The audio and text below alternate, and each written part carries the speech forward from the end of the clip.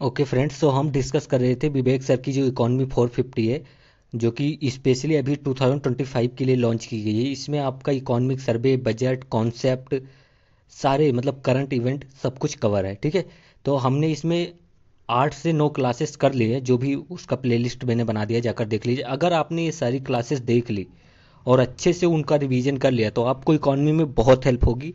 और मेरा ये मतलब अनुमान है कि अराउंड आपके 50 से 60% क्वेश्चन डायरेक्टली यहीं से आ जाएंगे, और इनडायरेक्टली अगर आप देखते हो तो 70% क्वेश्चन आप यहाँ से सॉल्व कर पाएंगे एटलीस्ट। ठीक है, तो आप ये सारी वीडियो जाकर देख लीजिए, हर एक क्वेश्चन को बहुत डिटेल में डिस्कस किया गया है। तो जाकर देखिए प्लेलिस्ट, पूरा प्लेलिस्ट आप चेकआउट कर सकते हैं। और हाँ, प्लीज़ शेयर कर दीजिए और लाइक सब्सक्राइब भी कर दीजिए, क्योंकि चैनल बढ़ नहीं रहा है, इससे कोई मोटिवेशन नहीं मिल रहा है आगे बढ़ने के लिए। ठीक है, तो हमने लास्ट वीडियो की अगर बात करें तो 199 क्वेश्चन तक डिस्कस कर लिया था। सो 200 क्वेश्चन से स्टार्ट करेंगे। ठीक है, और जितने भी हो पाएंगे उतना पूरा डिस्कस करेंगे। तो चलिए स्टार्ट करते हैं discussion. Okay, so last class की अगर हम बात करें, जी उन उसमें हमने 199 क्वेश्चन तक डिस्कस कर लिया था। और 200 क्वेश्चन मैंने कहा था कि नेक्स्ट वीडियो में डिस्कस करूंगा, क्योंकि 200 से लेकर अराउंड 222 क्वेश्चन तक या 20 क्वेश्चन तक हमारे किससे रिलेटेड है, फॉरेन इन्वेस्टमेंट से रिलेटेड है। ठीक है, क्यों इतने ज़्यादा क्वेश्चन क्यों है, क्योंकि इस पे 3 से 4 बार यूपीएससी ने क्वेश्चन पूछ रखा है। तो ये टॉपिक जो है, ओवरऑल टॉपिक बहुत इंपॉर्टेंट हो जाता है। तो आपको क्या करना है कि जितना मैं क्लास में बताऊं उतना आपको पूरा रट्टा मार लेना है। ठीक है, कुछ भी करो, जितना बताया जाएगा उतना रट्टा मार लेना, इससे बाहर नहीं आएगा यूपीएससी प्रीलिम्स में। क्वेश्चन आना होगा अगर एफडीआई पे, एफपीआई पे, तो यहीं से आएगा। ठीक है, तो इतना पूरा रट्टा मार लेना। ठीक है, 20 क्वेश्चन बहुत होते हैं रिवीजन के लिए, ये एक टॉपिक। तो इतना आपको रट्टा मार लेना है। फिर हम अब देखते हैं क्वेश्चन 200। ठीक है, कह रहा है which of the following can be treated as a FDI. Okay, so Hindi वालों, इसमें आपको ये बताना है कि इसमें से कौन सा एफडीआई का पार्ट है। एफडीआई का मतलब सबसे पहले आपको पता होना चाहिए, एफडीआई का मतलब होता है फॉरेन डायरेक्ट इन्वेस्टमेंट। ठीक है, क्या होता है, FDI is a foreign direct investment. ठीक है, it is a foreign direct investment means, इसका मीनिंग क्या होता है कि it is a investment done by the foreigners in the Indian company. पहले इतना ही समझिए, it is a investment done by the foreigners, हो सकता है कोई यूएसए का इन्वेस्टर्स हो, वो इंडियन कंपनी में इन्वेस्ट कर रहा हो, तो उसको हम क्या कहेंगे, फॉरेन डायरेक्ट इन्वेस्टमेंट। ठीक है, इतना समझ में आ गया। सबसे पहले इतना समझिए कि it is a investment done by the foreigners in the Indian company. Foreigners या फिर वहाँ पर क्या यूज किया जा सकता है, non resident. Okay, so it is a investment done by the non resident in the Indian company.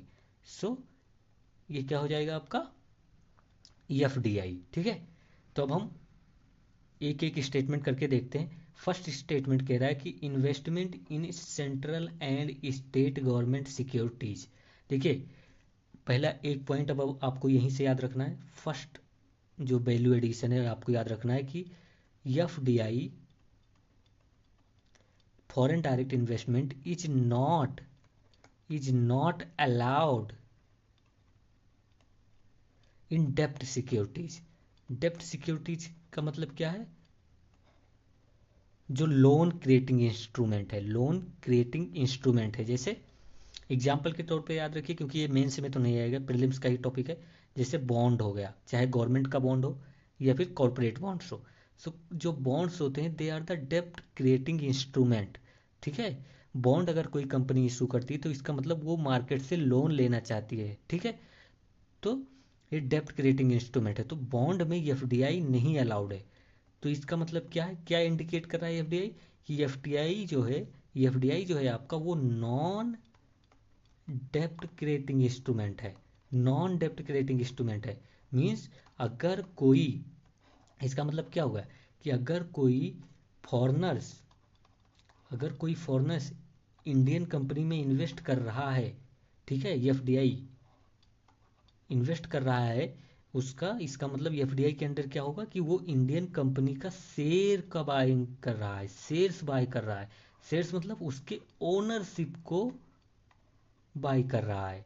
ठीक है, तो FDI means buying the ownership of the any company by the non resident, by the foreigners, ठीक है। सो FDI is buying ownership, ठीक है, buying shares. But जब मैंने कहा कि जो एफडीआई है वो नहीं अलाउड है बॉन्ड में, या फिर आप कह सकते हैं कि डेब्ट इंस्ट्रूमेंट में, तो इसका मतलब हो गया कि बॉन्ड जो होता है वो ओनरशिप राइट नहीं है। बॉन्ड अगर कोई कंपनी इशू करती है और आप सब्सक्राइब कर लेते हैं उस बॉन्ड को, तो इसका मतलब ये नहीं कि आप उस कंपनी के ओनर बन गए, आपको वोटिंग राइट मिल गया, ये नहीं होता। लेकिन अगर कोई कंपनी शेयर्स इशू करती है और आप उसके शेयर्स को सब्सक्राइब करते हैं, तो इसका मतलब आप उस कंपनी के शेयर होल्डर्स हो गए, आप उस कंपनी के क्या हो गए, ओनर्स हो गए, आपको उसमें क्या वोटिंग राइट है, आपको क्या है, शेयर शेयर होल्डर्स मतलब आपको डिसीजन मेकिंग पावर है, ठीक है, आपको क्या है, डिसीजन मेकिंग पावर्स है, ठीक है। अब एक पॉइंट और मैं बताता हूँ, FDI and FPI both are foreign investment in Indian companies, ठीक है, both are foreign investment in Indian company, आप कह सकते हैं both are non resident investment in Indian company, ठीक है। तो एफडीआई क्या मैंने बता दिया, FDI means investing in the shares, investing in the shares more than 10%, ठीक है। तो अगर कोई फॉरनर्स, अगर कोई नॉन रेसिडेंट इंडियन कंपनी में मोर देन 10% शेयर बाय कर लेता है, तो उसको क्या कहा जाएगा, एफडीआई कहा जाएगा। उसको क्या कहा जाएगा, FDI means foreign direct investment. FPI क्या है कि अगर कोई फॉरनर्स किसी इंडियन कंपनी में लेस देन 10% शेयर का, शेयर या बॉन्ड, यहाँ पर दोनों होगा, शेयर या बॉन्ड, ठीक है। तो लेस देन 10% अगर शेयर और बॉन्ड बाय बाय करता है तो उसको क्या कहेंगे हम, एफपीआई, फॉरेन पोर्टफोलियो इन्वेस्टमेंट, ठीक है।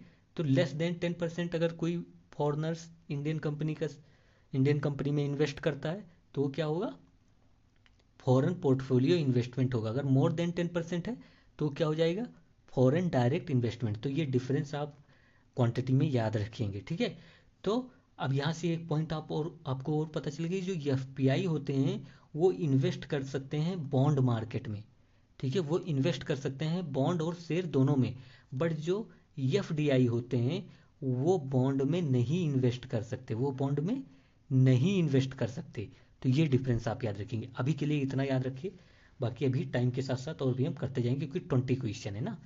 तो फर्स्ट इज इनकरेक्ट, क्योंकि FDI is not allowed in the government securities और कॉरपोरेट, यहाँ पर लिख लीजिए कॉरपोरेट बॉन्ड, या फिर एक टर्म मैंने क्या बताया था, डेप्ट इंस्ट्रूमेंट में जो है वो एफडीआई नहीं अलाउड है, ठीक है। डेप्ट इंस्ट्रूमेंट में क्या है, एफडीआई नहीं अलाउड है, ठीक है। तो फर्स्ट इनकरेक्ट।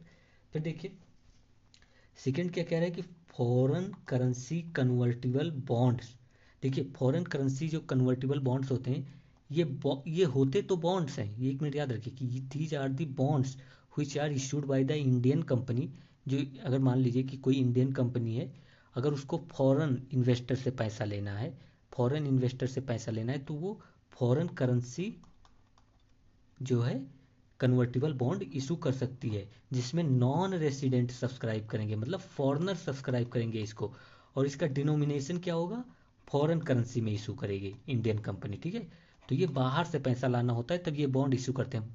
बट ये कन्वर्टिबल होता है। बट ये क्या होता है, कन्वर्टिबल। कन्वर्टिबल मतलब ये होता तो इनिशियली बॉन्ड है, बट ये कन्वर्ट किया जा सकता है शेयर्स में, ये कन्वर्ट किया जा सकता है शेयर्स में। शेयर्स में कन्वर्ट करने का मतलब ये हुआ कि जो इस बॉन्ड में इशू करता, जो सॉरी जो इस बॉन्ड को सब्सक्राइब करेगा, जो भी नॉन रेसिडेंट या फॉरेनर्स इस बॉन्ड को सब्सक्राइब करेगा, वो बाद में शेयर होल्डर्स बन सकता है उस कंपनी का, वो बाद में ओनर्स बन सकता है, ओनर्स बन सकता है। मतलब वो बाद में क्या कहा जाने लगे कि एफडीआई के अंडर आ जाएगा। शेयर होल्डर्स या ओनर्स क्या होते हैं, जब कोई फॉरेन इन्वेस्टमेंट शेयर में आता है या ओनरशिप के लिए आता है तो उसको क्या कहते हैं, एफडीआई कहते हैं। तो ये भी जब बॉन्ड जो होगा, जब ये कन्वर्ट करके ओनर्स या शेयर होल्डिंग में कन्वर्ट हो जाएगा तो इसको क्या कहेंगे, एफडीआई कहेंगे। तो it is a part of FDI if it is convertible. Convertible means bond से ये किस में कन्वर्ट हो जाएगा, शेयर्स में कन्वर्ट हो जाएगा। ठीक है, किस में हो जाएगा, शेयर्स में कन्वर्ट हो जाएगा। ठीक है, आई hope you get my point. So second is correct. Third कह रहा है कि global depository receipt GDR। So this is also, अभी के लिए इतना याद रखो कि this is also part of FDI। Global depository receipt is a part of FDI। ठीक है, तो ये आप याद रखें। कैसे, मैं थोड़ा अगर सिंपल में समझाऊँ क्योंकि आगे अभी इसका पूरा आएगा। तो मान लीजिए कि जैसे किसी कंपनी को USA से पैसा लेना है, कहाँ से, USA से पैसा उठाना है, तो कैसे उठा सकती है वो। USA में अगर उसको बॉन्ड इशू करना है, शेयर इशू करना है, तो कैसे उठा, या तो ये करे कि ये कंपनी USA के जो इस USA का स्टॉक मार्केट है उसमें लिस्ट करे, फिर वहाँ पर शेयर इशू कर सकती है USA में। या फिर दूसरा तरीका एक और होता है जिसको हम कहते हैं ग्लोबल डिपॉजिटरी रिसीप्ट। अगर वो USA में इशू कर रही है इंडियन कंपनी, तो ये हो जाएगा अमेरिकन डिपॉजिटरी रिसीप्ट, मतलब ADR, अमेरिकन डिपॉजिटरी रिसीप्ट हो जाएगा। तो इसमें क्या होता है कि जो इंडियन कंपनी अगर उसको USA के मार्केट से पैसा लेना है और USA की जो शेयर मार्केट है उसमें लिस्टिंग नहीं करना है, जैसे यहाँ पर इंडिया में जो शेयर मार्केट को कौन रेगुलेट करता है, सेबी, वैसे USA में भी कोई बॉडी होगी जो शेयर मार्केट को रेगुलेट करती होगी। तो अगर इंडियन कंपनी को USA के शेयर मार्केट में लिस्टिंग नहीं कराना है, विदाउट लिस्टिंग शेयर बॉन्ड को इशू करके पैसा लेकर आना है, तो एक और आइडिया होता है कि ये जो इंडियन कंपनी है ये अपना शेयर किसी यूएसए के बैंक को ट्रांसफ़र कर दे। क्या कर दे, यूएसए के बैंक को ट्रांसफ़र कर दे। ठीक है, अपना शेयर, फिर ये बैंक इस कंपनी के बिहाफ पे यूएसए में शेयर इशू कर देगा या बॉन्ड इशू कर देगा और पैसा लाकर इंडियन कंपनी को दे देगा। तो ये होता है ग्लोबल डिपॉजिटरी रिसिप्ट, मतलब अगर ग्लोबल लेवल पे हो रहा है, लेकिन अगर कंट्री बेस जैसे अमेरिका में हो रहा है तो अमेरिकन डिपॉजिटरी रिसिप्ट। तो इसमें क्या होता है कि इंडियन कंपनी अपना शेयर ट्रांसफ़र कर देती है किसी यूएसए के बैंक को, फिर बैंक जो वो यूएसए का होता है वो इंडियन कंपनी के बिहाफ पर यूएसए में शेयर या बॉन्ड इशू कर पैसा लाकर इंडियन कंपनी को दे देगा। ठीक है, तो ऐसे में क्या होगा कि इंडियन कंपनी को ये नेसेसरी नहीं होगा कि यूएसए के शेयर मार्केट में लिस्टिंग कराए, क्योंकि लिस्टिंग नेसेसरी है अगर आपको डायरेक्टली शेयर मार्केट में से पैसा उठाना है ना किसी भी कंपनी को। तो अभी आप इतना ही याद रखिए। ठीक है, तो this is a part of FDI। ठीक है, FDI का ये पार्ट होता है। फिर कह रहे हैं फाइनेंशियल लीज। देखिए इसको समझाना इजी नहीं है, मैं इतना ही कहूँगा कि आप ये याद रखिए कि this is not a part of FDI। ये FDI का पार्ट नहीं होता, it is a part of external commercial borrowing. तो ये एक लोन होता है, आप एक याद कर सकते हैं कि it is a type of loan. ठीक है, जो कि अगर कोई इंडियन कंपनी है, it is a type of loan. आप कह सकते हैं इंडियन कंपनी फॉरेन कंपनी से या फॉरेन कंट्री से लोन लेती है, उसको हम कहते हैं एक्सटर्नल कमर्शियल बोरोइंग। जब कोई इंडियन कंपनी फॉरेन इन्वेस्टर से लोन में पैसा लाकर आती है तो उसको हम क्या कहते हैं, एक्सटर्नल कमर्शियल बोरोइंग। तो ये एक्सटर्नल कमर्शियल बोरोइंग का पार्ट होता है और ये FDI नहीं होता, ये लोन होता है, बस इतना ही याद रखिए। ठीक है, तो कौन कौन सा सही है, 2 and 3 are correct and 1 and 4 are incorrect. ठीक है, फिर नेक्स्ट पर चलते हैं हम। सो उसमें कौन सा सही था, 2 and 3 सही था, तो B यहाँ पर सही हो जाएगा। ठीक है, ओके, B वहाँ पर सही हो जाएगा। फिर 201 देखते हैं क्वेश्चन। 201 क्वेश्चन क्या कह रहा है, कह रहा है foreign direct investment in Indian, मतलब foreign direct investment in India can happen by which of the following ways. तो इनका कहने का मतलब है कि कौन कौन से वेज को यूज करके, कौन कौन से किस किस मतलब तरीके से फॉरेनर जो होते हैं वो इंडियन कंपनी में इन्वेस्ट कर सकते हैं। बाहर से आवाज़ आ रही, थोड़ा अवॉइड कीजिएगा। तो देखिए फॉरेन डायरेक्ट इन्वेस्टमेंट 3 प्रकार से फॉरेनर्स जो होते हैं वो इंडिया के कंपनी के ओनर्स बन सकते हैं। कौन कौन सा है कि कोई फॉरेनर्स क्या करे कि इंडियन कंपनी को कंप्लीटली बाय कर ले, तो वो कंपनी क्या हो जाएगी, सब्सिडरी कंपनी हो जाएगी फॉरेनर की। ठीक है, अगर कोई मान लीजिए कि कोई यूएसए की कंपनी है और वो किसी इंडियन कंपनी को के सभी शेयर को 100% शेयर को खरीद लेती है, तो ये इंडियन कंपनी क्या हो जाएगी, सब्सिडरी कंपनी हो जाएगी उस यूएसए की कंपनी के। तो ये भी एक क्या है, एफडीआई है, ठीक है। ये भी क्या है, एफडीआई, क्योंकि शेयर ही बाई हो रहा है यहाँ पर, ठीक है। फिर दूसरा है जॉइंट वेंचर। जॉइंट वेंचर मतलब कि कोई यूएसए की कंपनी या कोई और इंडियन कंपनी दोनों साथ में मिलकर कोई इंडिया में कंपनी स्टार्ट करें, जैसे हीरो होंडा था ना, जापान की कंपनी और इंडियन कंपनी ने स्टार्ट किया था। तो ये भी क्या होता है, ये भी पार्ट ऑफ एफडीआई होता है, क्योंकि यूएसए से पैसा आ रहा है इंडिया के इंडिया में, और इंडिया में जो भी कंपनी स्टार्ट करेंगे दोनों लोग, वो दोनों शेयर होल्डर्स या दोनों ओनर्स होंगे, तो ये जॉइंट वेंचर भी एफडीआई का पार्ट होता है। तीसरा होता है एक्विजिशन ऑफ शेयर, जो मैंने बताया था कि हो सकता है कि मतलब मोर देन अगर 10% शेयर होल्डिंग रखता है या शेयर बाय कर लेता है कोई भी फॉरनर्स इंडियन कंपनी में, तो भी वो क्या होगा, एफडीआई का पार्ट होगा या एफडीआई होगा, ठीक है।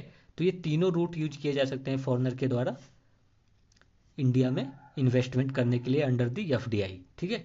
तो इसमें क्या होगा, ऑल ऑफ दी अब मतलब 1 2 3 तीनों होगा। अगर नहीं समझ में आएगा तो कमेंट कीजिएगा, जरूर बताऊंगा मैं, ठीक है। ये इंपॉर्टेंट है टॉपिक। अब चलते हैं नेक्स्ट पे। अब देखिए 202 नंबर क्वेश्चन क्या कह रहा है, कह रहा है कि consider the following statements regarding foreign direct investment. Foreign direct investment के बारे में बताना है हमें, ठीक है। 1 मिनट गिव मी। ओके, सो 202 नंबर देख रहे थे कि कह रहा था consider the following statement regarding, 1 minute इसको क्लियर करता हूँ।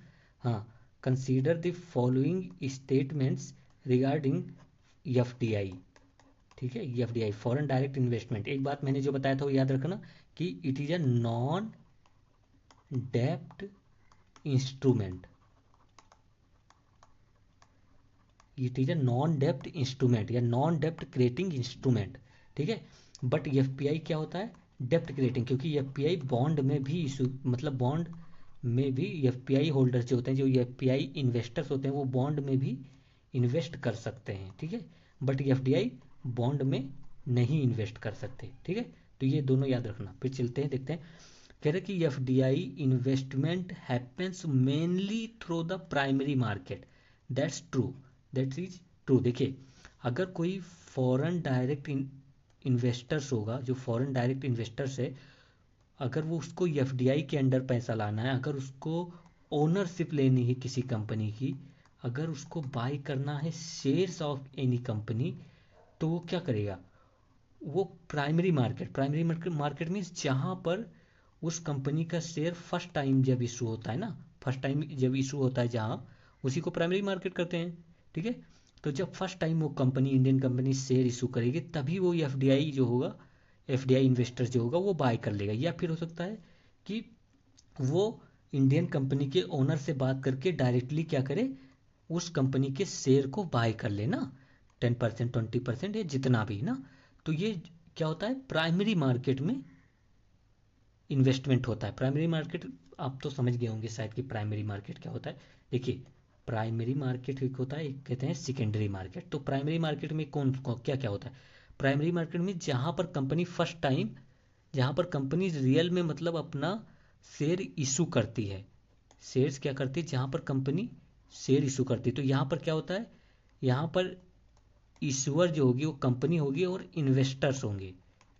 तो ये प्राइमरी मार्केट में होता है, ठीक है। तो यहाँ पर क्या होता है कि इन्वेस्टर्स कंपनी को पैसा देते हैं और इश्यूअर जो कंपनी होती है वो इन्वेस्टर्स को क्या देती है, शेयर्स देती है, बॉन्ड देती है, बॉन्ड को प्रोवाइड कराती है। तो ये इसको हम क्या कहते हैं, प्राइमरी मार्केट, ठीक है।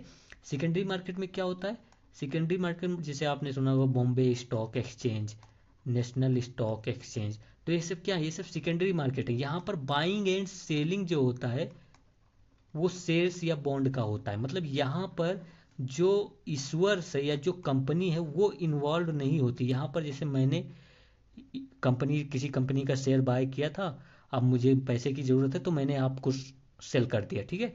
तो यहाँ पर इन्वेस्टर इन्वेस्टर बाइंग सेलिंग करते हैं, तो ये सेकेंडरी मार्केट में होता है। मतलब जहाँ पर इन्वेस्टर और इन्वेस्टर आपस में बाइंग सेलिंग करते हैं वहाँ पर सेकेंडरी मार्केट होता है। और जहाँ पर सीधा इश्यूअर्स या ओनर्स को सीधा पैसा जाए, समझिए यहाँ पर डिफरेंस। प्राइमरी मार्केट में क्या होता है, जो आप प्राइमरी मार्केट में इन्वेस्टमेंट करते हैं वो डायरेक्टली ओनर के पास पैसा जाता है, ओनर ऑफ द कंपनी के पास जाएगा, ठीक है। बट सेकेंडरी मार्केट में दो इन्वेस्टर्स आपस में बाइंग सेलिंग कर रहे हैं, ठीक है।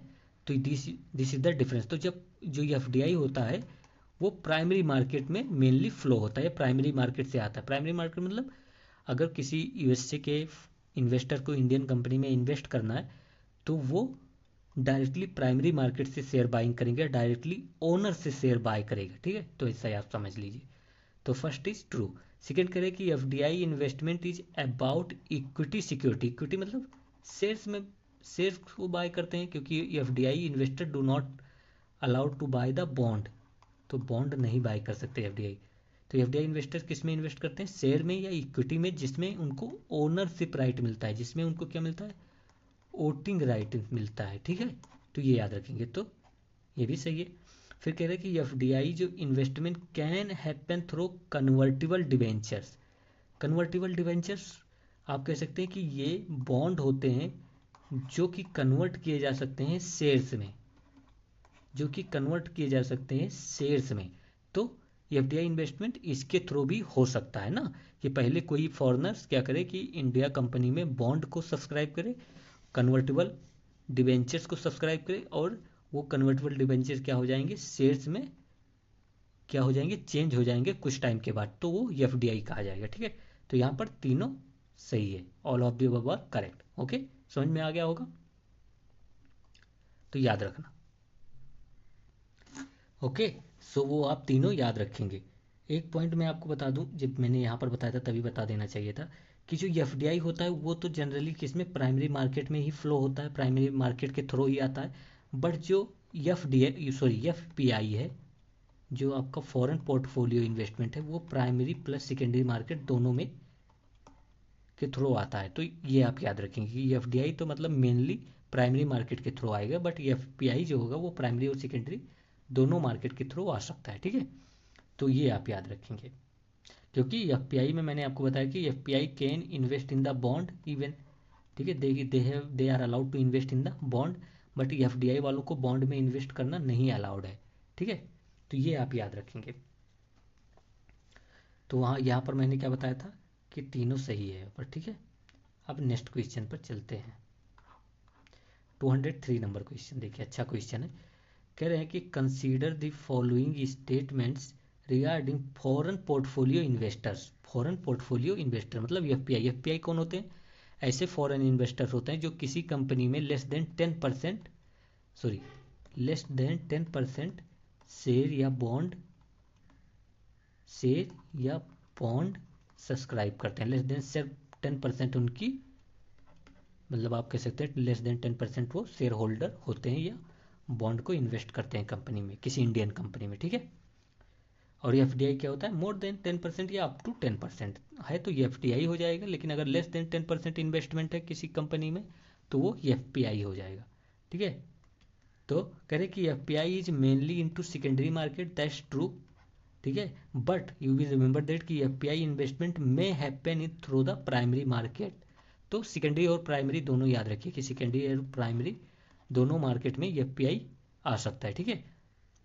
फिर कहते हैं they can invest both in डेप्ट एंड इक्विटी। इक्विटी मतलब शेयर्स, एंड डेप्ट is a type means bond.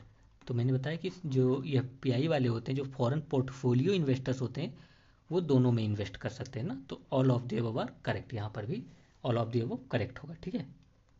अब नेक्स्ट चलते हैं। जितना मैं बता रहा हूँ उतना याद कीजिए, उतने से ही आपका क्वेश्चन सॉल्व हो जाएगा, ठीक है। फिर कह रहे हैं कि 204 नंबर क्वेश्चन देखिए, कह रहे हैं कंसीडर द फॉलोइंग स्टेटमेंट। कह रहे हैं जो फॉरेन पोर्टफोलियो इन्वेस्टर्स है मतलब एफपीआई जो है, are more volatile than FDI, that's true. जो एफपीआई वाले होंगे वो बहुत ही वोलाटाइल होते हैं, मतलब थोड़ा सा अगर उनको लगा कि इंडिया में बॉन्ड पर, इंडिया के बॉन्ड पर 6% इंटरेस्ट है और यूएसए के बॉन्ड में 7% इंटरेस्ट है, तो ये वो इंडिया के बॉन्ड को सेल करके यूएसए में इन्वेस्ट करने चले जाएंगे, ठीक है। थोड़े से प्रॉफिट के लिए वो इधर उधर हो जाते हैं। बट एफडीआई वालों को क्या होता है, एफडीआई वाले बहुत सारा पैसा लेकर आते हैं, वो ओनर्स होते हैं ना, वो क्या होते हैं, ओनर्स होते हैं कंपनी के। ये एफडीआई होल्डर्स क्या होते हैं, ओनर्स होते हैं, इनके पास वोटिंग राइट होता है, इनके पास डिसीजन मेकिंग पावर होती है। तो ये इतना जल्दी सेल करके अपना शेयर्स नहीं जा सकते जितना जल्दी एफपीआई वाले जा सकते हैं ना, क्योंकि एफपीआई क्या होते हैं, लेंडर्स होते हैं ना, वो लोन प्रोवाइड कराते हैं कंपनी को स्पेशली ना। तो ये अगर देखेंगे, एफपीआई वाले अगर देखेंगे कि इंडियन बॉन्ड मार्केट जो है या शेयर मार्केट जो है वो अच्छा रिटर्न नहीं दे रही, तो जिस कंट्री में उनको अच्छा रिटर्न मिलेगा वो वहाँ पर चले जाएंगे इंडियन शेयर को सेल करके, ठीक है। तो ये आप याद रखेंगे। तो first is correct, first is correct. फिर सेकंड कह रहा है कि FDI investor can easily sell their holding and quit the market. देखिए ये एफडीआई वाले ओनर्स होते हैं तो वो इजीली तो नहीं सेल कर सकते ना। एफडीआई क्या होते हैं, ओनर्स ऑफ कंपनी होते हैं, उनके पास वोटिंग राइट्स होता है ना, उनके पास क्या होता है, वोटिंग राइट्स होता है। जो एफडीआई इन्वेस्टर्स होते हैं वो किसी भी कंपनी में इन्वेस्ट, जिस भी कंपनी में इन्वेस्ट करेंगे उनका लॉन्ग टर्म गोल होता है ना। आप ये याद रखेंगे एफडीआई इन्वेस्टर क्या होता है, लॉन्ग टर्म के लिए होता है, और एफपीआई क्या होते हैं, शॉर्ट टर्म के, शॉर्ट टर्म होते हैं, ठीक है। एफपीआई क्या होते हैं, शॉर्ट टर्म होते हैं, ये लॉन्ग टर्म के लिए आते हैं। क्योंकि ये लॉन्ग टर्म के साथ साथ एक और क्या ट्राई करते हैं, ये ट्राई करते हैं कि जिस कंपनी में इन्वेस्ट करें, जिस कंपनी में ये एफडीआई वाले इन्वेस्ट करें उस कंपनी को लॉन्ग टर्म में ग्रो कराकर उससे ज़्यादा प्रॉफिट बनाएं, ठीक है। क्योंकि ये ओनर्स होते हैं ना, तो इनका ये होता है, ठीक है। तो आप ये याद रखेंगे। तो एफपीआई ज़्यादा वोलेटाइल होता है, एफडीआई जो होता है वो स्टेबल होता है। कुछ तो आपको भाई रट्टा मारना पड़ेगा क्योंकि यहाँ पर फैक्ट ज़्यादा है ना, तो कॉन्सेप्ट आप पूरे सब कॉन्सेप्ट पर मत रुकिए, कुछ रट्टा भी मारिए।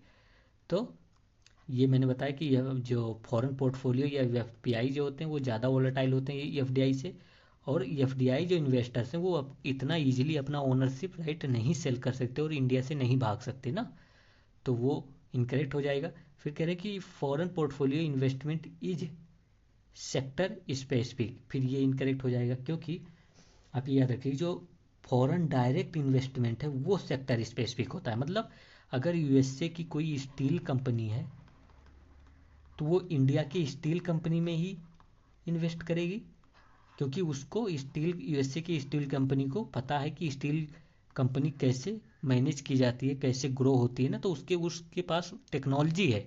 और जब वो इंडिया की किसी स्टील कंपनी में शेयर खरीद रहा तो इंडिया की स्टील कंपनी में शेयर खरीदेगा क्योंकि उसको इस कंपनी का ओनर्स बनना है ना, तो ओनर्स बनना है तो ऐसे ही कंपनी में करेंगे जिसमें उनको फायदा हो, जिसमें उनको नॉलेज हो, ठीक है। तो आप ये याद रखेंगे कि एफडीआई क्या होता है, सेक्टर स्पेसिफिक होता है, और एफपीआई यहाँ पर क्या हो जाएगा, एफपीआई क्या हो जाएगा, केवल ये क्या होता है, ये कैपिटल या इंटरेस्ट या कूपन रेट स्पेसिफिक होगा। कूपन मतलब जिस भी कंपनी में, जिस भी सेक्टर में इनको अच्छा इंटरेस्ट मिलेगा, एफपीआई वाले फॉरेन पोर्टफोलियो इन्वेस्टर्स जो होंगे वो इन्वेस्ट कर देंगे, ठीक है। तो वो क्या हो जाएगा, हमारा इनकरेक्ट हो जाएगा, ठीक है। अब फोर्थ, तो ये सही था हमारा, ये इनकरेक्ट था, ये इनकरेक्ट था।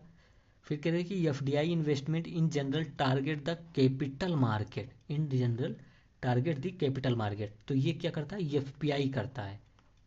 एफपीआई जनरली क्या टारगेट करता है, capital market. Capital market means bond हो गया आपका, ठीक है, बॉन्ड मार्केट्स हो गए आपके।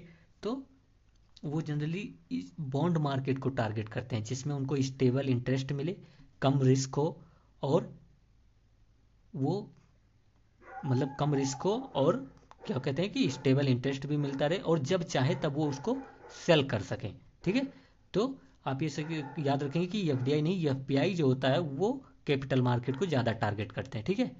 तो ये इनकरेक्ट हो जाएगा, तो ओनली वन आर करेक्ट, ठीक है। अब नेक्स्ट पर चलते हैं।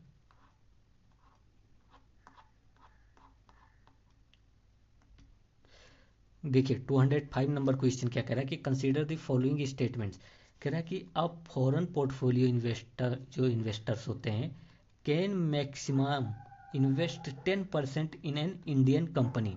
यही तो हमने पढ़ा था कि जो एफपीआई होते हैं, एफपीआई जो होते हैं वो अप टू 10% या लेस देन 10% अगर किसी कंपनी का शेयर बाय करते हैं तो ये एफपीआई कहा जाएगा। और अगर मोर देन 10%, अगर 10% अगर कोई फॉरेनर्स जो होगा वो इन्वेस्ट करेगा इंडियन कंपनी में, तो उसको क्या कहेंगे, एफडीआई कहेंगे। तो यहाँ पर हमारा दोनों सही है। ठीक है, ठीक है, ये हमने क्राइटेरिया पहले ही देख लिया था। 206 देखते हैं। कह रहा है consider the following statements regarding foreign direct investment. कह रहा है कि एफडीआई इज मोस्टली नॉन डेप्ट इंस्ट्रूमेंट। यही कब से मैं बोल रहा था कि एफडीआई इज अ नॉन डेप्ट इंस्ट्रूमेंट, तो ये आप याद रखेंगे। फिर कह रहा है कि if an earlier FDI investment of more than 10% comes below 10%, then it will be treated as a FPI. देखिए ये फैक्ट है, आपको याद रखेगा कि अगर कोई भी इन्वेस्टमेंट एक बार एफडीआई कह दिया गया, ये एफडीआई बन गया, तो वो फिर चाहे फ्यूचर में 1% ही शेयर होल्डिंग क्यों ना बचे, वो एफडीआई ही रहेगा। ये आरबीआई कहता है। ठीक है, तो इसमें कोई आप मतलब बहस नहीं कर सकते। तो अगर कहता है आरबीआई का ये खुद स्टेटमेंट है कि वंस एफडीआई ऑलवेज एफडीआई, मतलब वंस एफडीआई ऑलवेज एफडीआई, मतलब अगर कोई इन्वेस्टमेंट एक बार एफडीआई मान लिया गया तो वो हमेशा एफडीआई ही कहा जाएगा, चाहे उसकी जो इन्वेस्टमेंट है वो 10% से डिक्रीज हो जाए कंपनी में। ठीक है, तो ये आप याद रखेंगे। तो यहाँ पर क्या हो जाएगा, सी सही हो जाएगा हमारा ना। फिर नेक्स्ट चलते हैं, देखते हैं 207 नंबर क्वेश्चन। अच्छा क्वेश्चन है। कह रहा है कंसीडर द फॉलोइंग स्टेटमेंट्स। कह रहा है FDI require SEBI approval and licence. FDI को अगर मतलब कोई फॉरेनर को अगर इंडिया में इन्वेस्ट करना है तो सेबी का, security and exchange board of India जो है, जो कि स्टॉक मार्केट को, यह अब यहाँ पर फोकस कीजिएगा, सेबी किसको रेगुलेट करता है, स्टॉक मार्केट को रेगुलेट करता है। ठीक है, सेबी किसको, स्टॉक मार्केट को रेगुलेट करता है। लेकिन एफडीआई जो होता है, जो एफडीआई है वो स्टॉक मार्केट में नहीं, स्टॉक मार्केट में सेकेंडरी मार्केट। स्टॉक मार्केट मतलब क्या होता है, सेकेंडरी मार्केट जो है, जैसे बॉम्बे स्टॉक एक्सचेंज हो गया, नेशनल स्टॉक एक्सचेंज हो गया, तो ये सब क्या है, सेकेंडरी, जहाँ पर बाइंग एंड सेलिंग होती है शेयर्स की। ठीक है, तो ये मतलब एफडीआई के लिए सेबी का अप्रूवल नहीं नेसेसरी है, क्योंकि एफडीआई कोई, जो एफडीआई का इन्वेस्टमेंट जो है, जो एफडीआई इन्वेस्टमेंट है वो स्टॉक मार्केट में नहीं, वो प्राइमरी मार्केट में आता है, ना कि सेकेंडरी मार्केट में। ठीक है, तो ये first is incorrect, first is incorrect. ठीक है, फिर सेकंड कह रहा है कि FDI require SEBI approval and licence FPI. So that's true कि एफपीआई को अगर इन्वेस्ट करना है तो सेबी का अप्रूवल चाहिए, तो याद रखेंगे। फिर थर्ड कह रहा है कि FDI FPI both require RBI approval and licence. तो ऐसा नहीं है। देखिए जो एफडीआई है, अगर जो एफडीआई वो टू रूट से आता है, एक होता है ऑटोमेटिक रूट्स, एक होता है गवर्नमेंट अप्रूवल के रूट से आता है। तो गवर्नमेंट का अप्रूवल चाहिए, लेकिन इसमें कहीं आरबीआई का लाइसेंस वगैरह की नहीं नेसेसरी है ना। तो only two are correct in this, one and third are incorrect, तो ओनली टू। ठीक है, फिर 208 देखते हैं। कह रहा है consider the following statements regarding FDI and FPI. देखते हैं।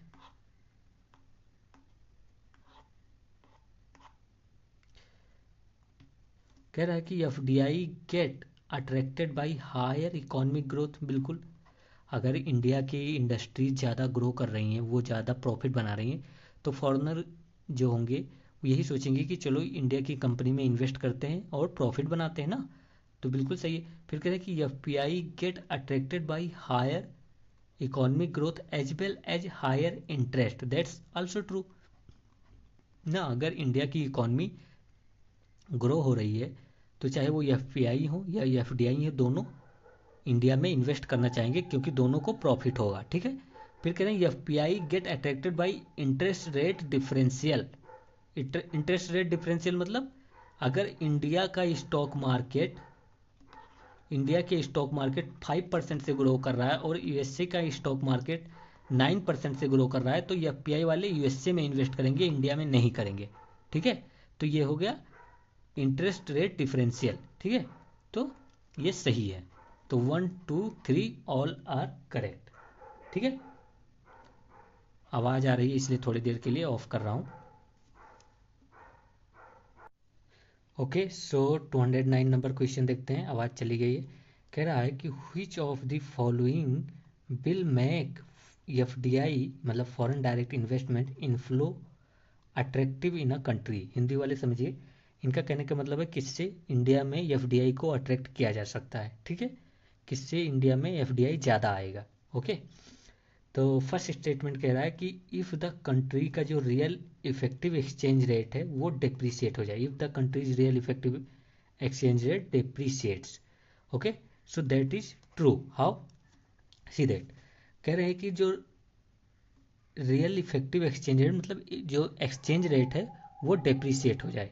तो एक्सचेंज रेट डेप्रिसिएट का मतलब क्या हो गया कि $1 अगर 50 रुपये थे तो अब $1 कितना हो जाए, $1 कितना हो जाए, 100 रुपीज़ हो जाए। तो इसका मतलब क्या हुआ कि रुपी जो हो गई वो डेप्रिसिएट हो गई, डेप्रिसिएट। ठीक है, डेप्रिसिएट मतलब उसकी परचेजिंग पावर जो रुपीज़ की है वो गिर गई, परचेजिंग पावर की रुपीज़ की क्या हो गई, कम हो गई। ठीक है, इसका मतलब क्या हो कि जैसे देखिए पहले क्या होता था कि 50 रुपया $1 को खरीद सकता था, लेकिन अब $1 को खरीदने के लिए कितना चाहिए, 100 रुपये चाहिए। तो इसका मतलब परचेजिंग पावर रुपीज़ की क्या हो गई, डिक्रीज हो गई।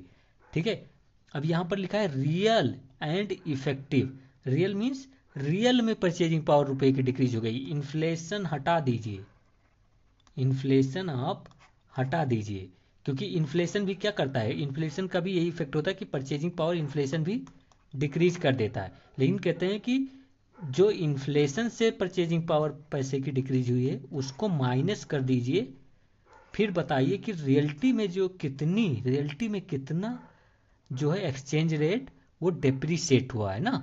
तो आप मान लीजिए कि जब $1.50 था तब यूएसए के इन्वेस्टर्स अगर $1 लेकर आते हैं, $1 लेकर आते हैं तो उनको कितना मिलेगा, 50 रुपये मिलेगा एक्सचेंज करके, आरबीआई देगा और वो 50 रुपये इन्वेस्ट करेंगे इंडिया में। ठीक है, लेकिन अगर जब $1 एक्सचेंज रेट 100 हो जाता है, $1 कितना हो जाता है, 100 हो जाता है, तो यूएसए का जो इन्वेस्टर्स है, जो एफडीआई इन्वेस्टर्स है, वो अब ज़्यादा पैसे लाएगा। क्या सोचिएगा, सोचिएगा कि अगर $1 ही लेकर जाऊंगा तो मुझे क्या मिलेगा, 100 रुपये मिलेंगे, तो मैं ज़्यादा इन्वेस्ट कर सकता हूँ इंडिया में।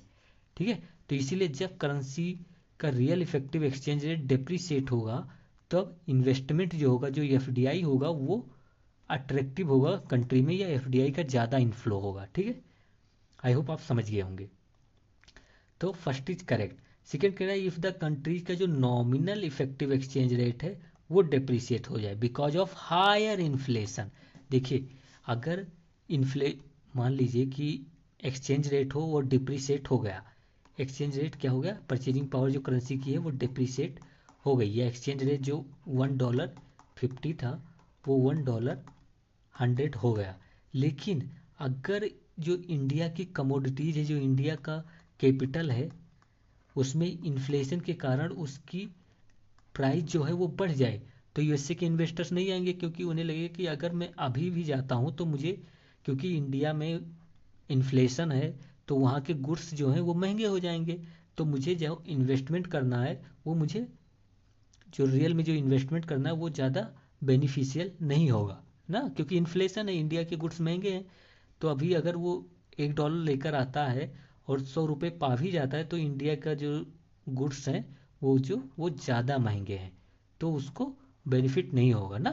तो ये इनकरेक्ट है। अगर इन्फ्लेशन होगा तो फिर जो एफडीआई का इनफ्लो है वो ज़्यादा नहीं होगा।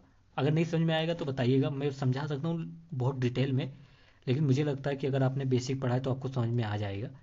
बाकी अगर ना समझ में आए तो बताइएगा। अगर मैं इसे पूरा डिटेल स्टार्टिंग से समझाने लगूँ तो 20 से 30 मिनट का यही टॉपिक है, तो आप भी थोड़ा समझिए। ठीक है, कि चाहे अगर जो एक्सचेंज रेट है वो डेप्रीशिएट हो भी जाए, कितना भी डेप्रीशिएट हो जाए, लेकिन अगर इन्फ्लेशन होगा तो एफडीआई नहीं आएगा, यही समझ लीजिए बस। ठीक है, अगर इन्फ्लेशन ज़्यादा है तो एफडीआई नहीं आएगा, क्योंकि उसको इंडिया में इन्वेस्ट करने के लिए ज़्यादा पैसे लगेंगे, क्योंकि इंडिया में जो प्रोडक्ट है उसकी प्राइस हाई हो गई है। ठीक है, क्योंकि नॉमिनल में क्या होता है, इन्फ्लेशन भी इंक्लूड होता है ना, नॉमिनल एक्सचेंज रेट में क्या होता है, इन्फ्लेशन भी इंक्लूड होता है। तो यहाँ पर only one are correct. I hope you got my point. फिर 210 देखते हैं, 1 मिनट। कह रहा है कंसीडर द फॉलोइंग स्टेटमेंट्स, कह रहा है कि which of the above are part of the overseas financial asset। Overseas financial asset मतलब क्या होता है कि कितने इंडिया के रेसिडेंट्स जो हैं ऑफ इंडियन रेसिडेंट, मतलब कितने Indian resident all over the world financial asset को होल्ड कर रहे हैं। फाइनेंशियल एसेट मीन्स आप कह सकते हैं कि कितने इंडिया के इन्वेस्टर्स जो हैं वो इन्वेस्ट किए हैं यूएसए में, यूएसए के सिक्योरिटीज़ में, यूएसए के शेयर मार्केट में, यूएसए के शेयर होल्डर्स हैं। तो ये क्या हुआ, ये फॉरेन या ओवरसीज फाइनेंशियल एसेट वो होल्ड कर रहे हैं। जैसे एफडीआई मतलब क्या होता है कि कोई फॉरेनर्स है, एफडीआई मतलब क्या है कि कोई फॉरेनर्स है वो इंडिया में इन्वेस्ट कर रहा है, तो वो इंडिया में शेयर्स या इंडिया के एसेट को होल्ड कर रहा है, इंडिया के एसेट का ओनर बन रहा है। वैसे ओवरसीज फाइनेंशियल सीधा एफडीआई का या एफपीआई का उल्टा क्या होगा कि कितने इंडियन रेसिडेंट अदर कंट्रीज में फाइनेंशियल एसेट या शेयर्स या बॉन्ड्स को होल्ड कर रहे हैं ना। तो उसका क्या क्या मतलब कह रहे हैं कि वो क्या कौन कौन सा इसमें से पार्ट होगा। तो क्या फर्स्ट है कि overseas direct investment, ODI, ODI just opposite to the FDI, ठीक है, just opposite to the FDI. तो ओडीआई में क्या होता है कि कितने इंडियन रेसिडेंट फॉरेन कंपनी के एसेट को होल्ड करते हैं, ठीक है, that is the ODI. FDI क्या होता है कितने फॉरेन इन्वेस्टर्स इंडियन कंपनी के एसेट को होल्ड करते हैं। तो ओडीआई की क्या है, ओवरसीज फाइनेंशियल एसेट है इंडियन रेसिडेंट का, ठीक है। फिर कह रहे हैं reserve asset, reserve asset means RBI के पास जो डॉलर पड़े हुए हैं या जो अदर कंट्री की करेंसी जो पड़ी हुई है वो क्या है, वो ओवरसीज फाइनेंशियल एसेट है, वो दूसरे कंट्री की करेंसी है जो हमारे पास है। इसका मतलब क्या हुआ कि अगर हमारे आरबीआई के पास 600 बिलियन डॉलर पड़े हुए हैं तो इसका मतलब ये हुआ कि हम इस 600 बिलियन डॉलर्स का यूज करके यूएसए में कोई भी कंपनी खरीद सकते हैं, किसी का भी एसेट खरीद सकते हैं ना, क्योंकि यूएसए की करेंसी को होल्ड कर रहे हैं, ठीक है। तो ये क्या हो गया हमारा, ये हमारे लिए ओवरसीज फाइनेंशियल एसेट हो गया, क्योंकि ये हमारे लिए तो एसेट है। जो यूएसए का डॉलर हमारे पास है, ये आरबीआई के पास है, वो हमारे लिए एसेट है, बट आरबीआई का जो यूएसए का बैंक है उसके लिए ये लायबिलिटी है। अगर नहीं देखा है तो आप लास्ट वीडियो में देखेंगे तो समझ में आ जाएगा ना। तो ये भी क्या होता है, एफडीआई ओवरसीज फाइनेंशियल एसेट का पार्ट होता है। फिर कह रहे हैं इंडियन पोर्टफोलियो इन्वेस्टमेंट, जो इंडिया के इन्वेस्टर्स हैं बाहर किसी बॉन्ड और शेयर में इन्वेस्ट कर चुके हैं तो वो भी क्या होगा, ओवरसीज फाइनेंशियल एसेट होगा इंडियन रेसिडेंट का। तो ये तीनों इसके पार्ट होंगे, ठीक है। तो all of the above are correct. Next चलते हैं, 211 क्या कह रहा है देखिए। कह रहा है कि which of the following statements are true regarding the foreign portfolio investment, FPI. कह रहे कि they fund India's current account deficit, that is correct. मान लीजिए अगर एफडीआई ज़्यादा आता है, अगर एफडीआई, वैसे एफडीआई किसका पार्ट होता है, एफडीआई पार्ट होता है कैपिटल अकाउंट का ना, बैलेंस ऑफ पेमेंट में कैपिटल अकाउंट का पार्ट होता है। लेकिन अगर करंट अकाउंट डेफिसिट है तो एफडीआई का में जो पैसा आएगा वही तो करंट अकाउंट डेफिसिट में यूज किया जाएगा आरबीआई के द्वारा फंड करने के लिए करंट अकाउंट डेफिसिट को ना। तो बिल्कुल सही है, एफडीआई यूज किया जाता है इंडिया में करंट अकाउंट डेफिसिट को कम करने के लिए, ठीक है। फिर और देखते हैं, फिर देखिए यहाँ पर कह रहा है कि जो एफडीआई होता है they help in achieving government disinvestment target. बिल्कुल सही बात है, डिस इन्वेस्टमेंट टारगेट को हेल्प करते हैं ये अचीव करने में, ठीक है। तो ये भी हमारा सही, डिस इन्वेस्टमेंट मतलब मैंने पहले ही बता दिया और ये आपको वैसे भी पता होगा ना। तो ये क्या गवर्नमेंट की जो कंपनी, अगर गवर्नमेंट कोई कंपनी सेल करना चाह रही है कि हम गवर्नमेंट कोई कंपनी प्राइवेटाइज करना चाह रही, तो ये एफडीआई वाले आके शेयर्स खरीद लेंगे गवर्नमेंट कंपनी का, तो ये प्राइवेटाइज हो जाएगी ना। तो बिल्कुल मतलब डिसइन्वेस्टमेंट में एफडीआई वाले हेल्प करते हैं गवर्नमेंट को, ठीक है।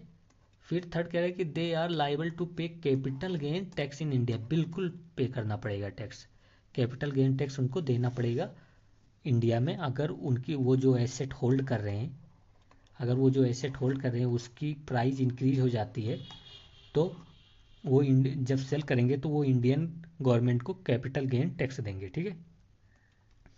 अब थोड़ा फास्ट चलेंगे ना, क्योंकि इसमें आप बहुत चीज़ें आपको याद करना है। फिर 212 देखते हैं, कह रहे foreign direct investment in India under government route is approved by which of the following agency और बॉडी।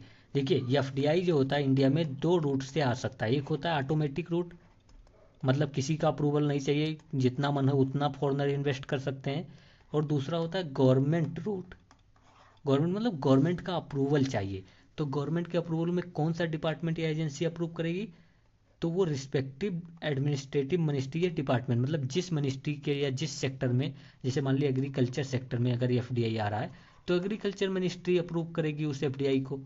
ठीक है, अगर किसी इंडस्ट्री में आ रहा है तो कॉमर्स मिनिस्ट्री अप्रूव करेगी। तो रिस्पेक्टिव जो मिनिस्ट्री होगी वो गवर्नमेंट रूट वाले में, वो रिस्पेक्टिव मिनिस्ट्री जो होगी वही अप्रूव करती है। ठीक है, तो ये याद रखेंगे। तो डी इज करेक्ट, ये फैक्ट है, आपको याद रखना पड़ेगा। फिर देखते हैं, आज मैं फास्ट चलूंगा थोड़ा।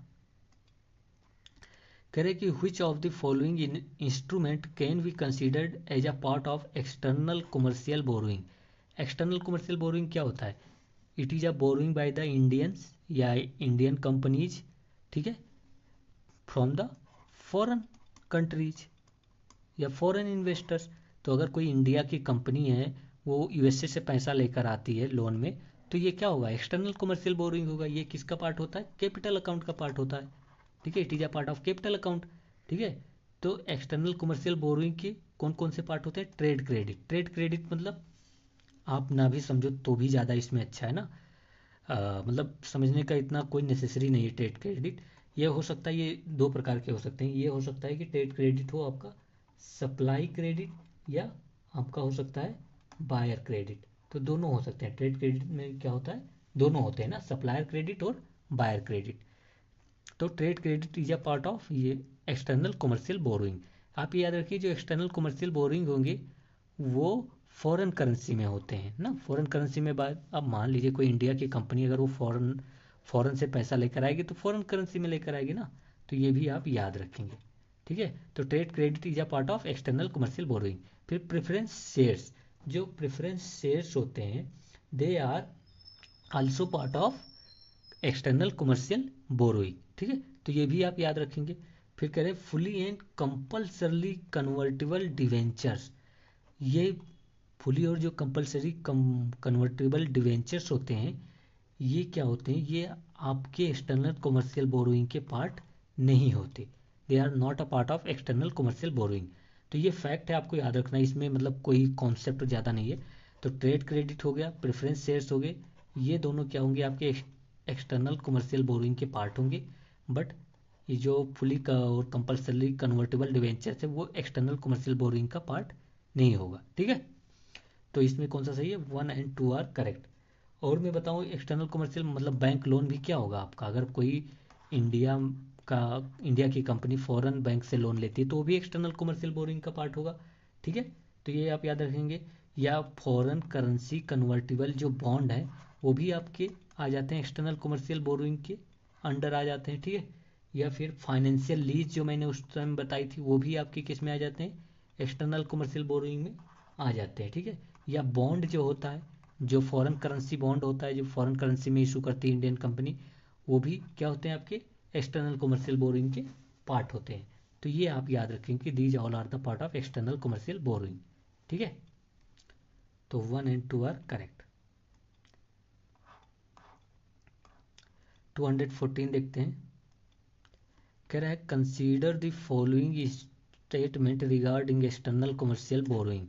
सो कह रहा है कि all ECB require approval, that is incorrect. मतलब सब एक्सटर्नल कमर्शियल बोरिंग को अप्रूवल नहीं रिक्वायर्ड होता। फिर कहें approval is not required but RBI need to be inform, that is also incorrect. फिर कहें it require approval of RBI. Okay, तो ये आप याद रखेंगे कि आरबीआई का अप्रूवल सभी एक्सटर्नल कमर्शियल बोरोइंग में रिक्वायर्ड होता है, क्योंकि वो आरबीआई ही होगा जो आप फॉरेन करेंसी में पैसा लेकर आएंगे वो एक्सचेंज करेगा। तो आरबीआई को पता होना चाहिए कि आप कितना मनी फॉरेन से लेकर आए हैं या फॉरेन करेंसी में लेकर आ रहे हैं, तो आरबीआई आपका मनी एक्सचेंज कर देगा। ठीक है, तो ये आप याद रखेंगे। फोर्थ इनकरेक्ट है। तो ये याद रखना, फैक्ट है, आपको याद ही रखना पड़ेगा, इसमें कोई कॉन्सेप्ट नहीं है कि हाँ मैं कॉन्सेप्ट बता दूँ। अब चलते हैं 215 नंबर क्वेश्चन पे। तो मैंने आपको बताया था कि जो इसमें होगा वो 14 में डी ओनली 3 ओनली करेक्ट था उसमें ना, कि आरबीआई का अप्रूवल नेसेसरी होता है। फिर कह रहे कंसीडर द फॉलोइंग स्टेटमेंट्स, कह रहे एक्सटर्नल कमर्शियल जो बोरोइंग होगी is a part of foreign investment in India. देखिए जो ईसीबी होता है, एक्सटर्नल कमर्शियल बोरोइंग जो होता है, वो इंडियन कंपनी जाकर बाहर से लेकर आती है पैसा ना, वो इंडिया की कंपनी जाती है बाहर से लोन लेकर आती है, तो ये कोई फॉरेन इन्वेस्टमेंट नहीं होता ना, ये लोन होता है। ठीक है, इंडिया का कंपनी द्वारा लोन लिया जाता है, तो it is not a foreign investment. Okay, have you got my point? 1 minute. ठीक है, तो वो आप याद रखेंगे। फिर तो फर्स्ट इज रॉन्ग। सेकंड कह रहे हैं कि फाइनेंशियल लीज जो होते हैं ये are instrument of external commercial borrowing, ये मैंने पहले ही बता दिया था कि जो फाइनेंशियल लीज होते हैं वो ईसीबी के पार्ट होते हैं। ठीक है, ईसीबी एक्सटर्नल कमर्शियल बोरिंग के पार्ट होते हैं। फिर कहा है कि फॉरेन करेंसी जो कन्वर्टेबल बॉन्ड होंगे can be included in both external commercial boring and foreign investment. तो ये भी आप याद रखेंगे कि yes they can be included, क्योंकि जो मैंने ये पहले भी बता दिया कि जो फॉरेन करेंसी कन्वर्टेबल बॉन्ड जो होंगे वो शेयर्स भी बन सकते हैं और बॉन्ड भी रह सकते हैं। तो जब वो बॉन्ड रहेंगे तब वो डेप्ट की तरह ट्रीट किए जाएंगे, और जब वो डेप्ट की तरह ट्रीट किए जाएंगे तो वो एक्सटर्नल कमर्शियल बोरोइंग के पार्ट हो सकते हैं। बट जब वो शेयर्स में कन्वर्ट हो जाएंगे तो then they will not part of the external commercial borrowing. ठीक है, तो ये याद रखेंगे आप। तो इसमें 2 and 3 are correct, first is incorrect. So 2 and 3। ठीक है, फिर नेक्स्ट देखते हैं 216 देखते हैं। 1 minute. Correct, consider the following statements regarding masala bonds. देखिए मसाला बॉन्ड्स के बारे में आपको एक दो फैक्ट याद रखना पड़ेगा। जैसे मान लीजिए किसी इंडिया की कंपनी को यूएसए से पैसा लेना है, या कहीं भी बाहर से पैसा लेकर आना है, या नॉन रेसिडेंट से पैसा लेकर आना है, और वो इंडिया की कंपनी जो है वो यूएसए में बॉन्ड इशू करती है। यूएसए में क्या करती है? बॉन्ड इशू करती है, लेकिन उस बॉन्ड का डिनोमिनेशन जो होगा वो रुपी में होगा। मतलब वो बॉन्ड किस में इशू करेगी? इंडिया की कंपनी रुपी में इशू करेगी यूएसए में, तो उसको हम क्या कहते हैं? मसाला बॉन्ड। जब इंडिया की कंपनी यूएसए में बॉन्ड इशू करे रुपी के डिनोमिनेशन में, मतलब वो जो बॉन्ड होगा तो उस पर लिखा होगा कि 17 रुपीज, तो ये क्या हो गया? ये मसाला बॉन्ड आप इसको कह सकते हैं। ठीक है, ये मसाला बॉन्ड होता है। तो यही डिफरेंस होता है। एक्सटर्नल कमर्शियल बोरिंग क्या होता है कि वो फॉरेन करेंसी में, अगर यूएसए में इशू किया गया है तो डॉलर में इशू करेगी मतलब लोन लेकर आएगा, या सॉरी जो फॉरेन करेंसी कन्वर्टेबल जो बॉन्ड हो गया वो उसमें क्या होता है? वो फॉरेन करेंसी में इशू किया जाता है। बट मसाला बॉन्ड जो होगा इसमें भी इंडिया की कंपनी फॉरेन में इशू करेगी, बट रुपी के में इशू करेगी। ठीक है, तो ये आप याद रखेंगे। और वैसे एक्सटर्नल कमर्शियल बोरोइंग भी जो होता है वो फॉरेन करेंसी में बोरोइंग होती है, तो वो भी आप याद रख सकते हैं। बट मसाला बॉन्ड किस में होता है?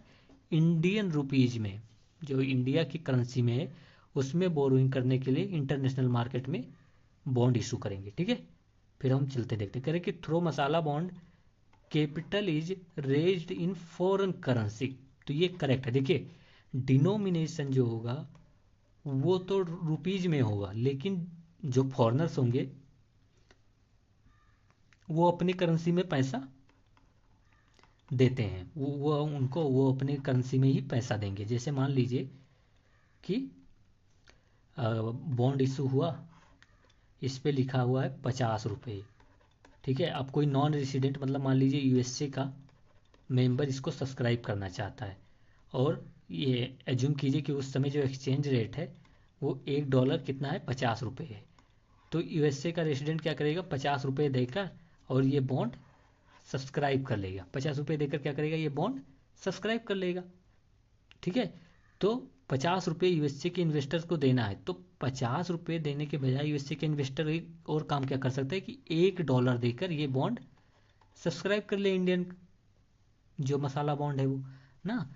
तो यूएसए के इन्वेस्टर्स क्या कर सकते हैं, वो सीधा मतलब मान लीजिए जब यूएसए में इशू हो रहा है बॉन्ड तो वो अपनी ही करेंसी में पे करेंगे। तो यूएसए के इन्वेस्टर किस में पे करते हैं, जनरली डॉलर में पे करेंगे, ठीक है। तो ये आप याद रखेंगे। तो ये मनी जो आती है इसके थ्रू वो फॉरेन करेंसी में ही आती है। फिर कहें repayment is made in the foreign currency, that is also correct. Money भी फॉरेन करेंसी में आएगी, रिपेमेंट भी फॉरेन करेंसी में इंडिया की जो कंपनी होगी वो करेगी, लेकिन जो डिनोमिनेशन होगा वो किस में होगा, रुपी में होगा। इतना ही मतलब फैक्ट है, याद रखो, इसमें ज़्यादा कुछ कहने। फिर कहते हैं by issuance of masala bonds the exchange risk is transfer to the investors, that is also correct, this is also correct.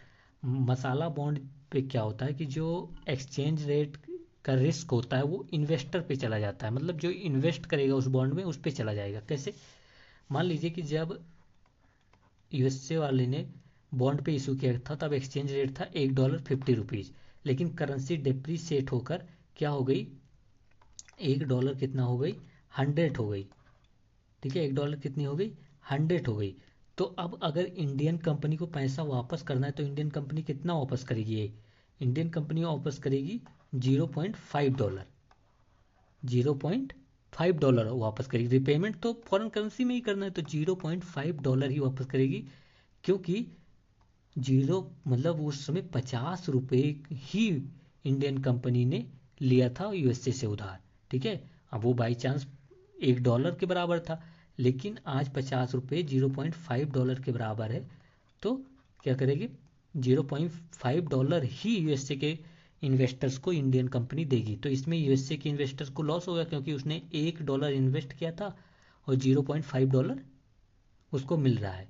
तो ये किसको रिस्क किस पे हो गया, इन्वेस्टर्स पे हो गया। तो 1, 2 and 3 are correct, all of the above are correct, D is correct, ठीक है। तो ये याद रखेंगे आप।